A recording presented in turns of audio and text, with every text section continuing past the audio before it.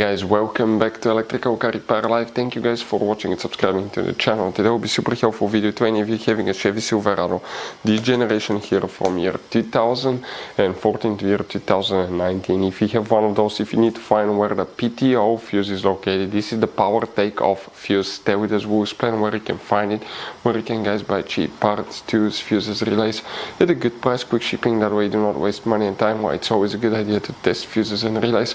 All that will be covered absolutely free for your convenience. Make sure to stay until the end. Before we start, let us tell you a little bit about us, guys. Every single car we get here at the garage, we try to make at least 200 to 300 free repair videos. We take them completely apart. We show you how to fix engines, transmissions, engine codes, engine lights, fuses, all that stuff, guys. Why we do all that? Because our mission in the shop is to save you guys as much money as we can. All we need in return, please subscribe to the channel, like the video. That way we can keep providing these videos absolutely free. Now, guys, we have more than 14,000 free repair videos on our YouTube channels that can save you thousands of dollars in future repairs. So please check them out, and they can save you quite a bit of money now or in the future. So for the PTO, guys, which fuse we need to check, we will demonstrate on this generation Chevy Silverado here. Now you guys have hidden fuse boxes all over this truck that 9 out of 10 people don't even know they exist. So we recommend to check out the video on our YouTube channel about fuse box location on Chevy Silverado. What you guys need to do for the PTO now, we need to open the passenger door. Okay, and once you open the passenger door, on the side of the dash here you have that cover.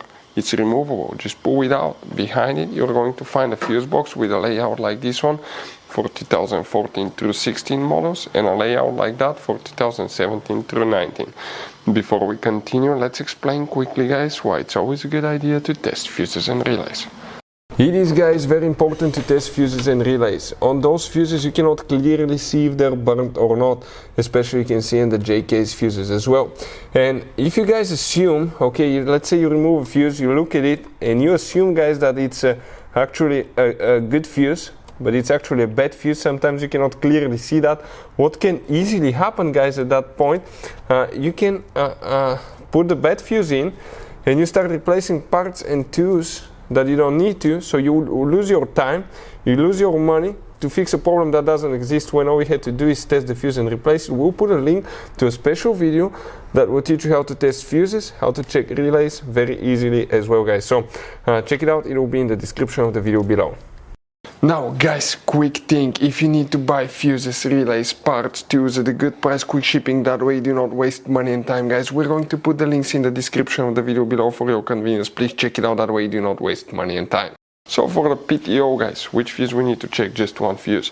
Make sure to stay until the end. We want to give you one good advice, that way you do not end up being stuck in the middle of nowhere like it happened to us.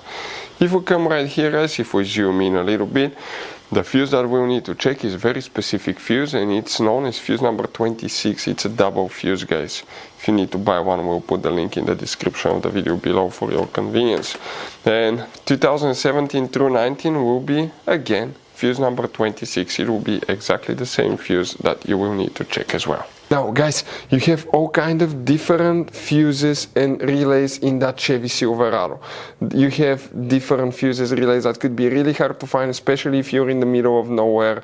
And one time we needed a replacement one, we couldn't get one, we were stuck in the middle of nowhere because of that. So what we do now, we always get some spare fuses, relays, keep them in the glove box for a peace of mind, guys. That way you do not get stuck in the middle of nowhere like it happened to us, guys. Hopefully the video will be helpful. Thank you guys for watching, and see you next time.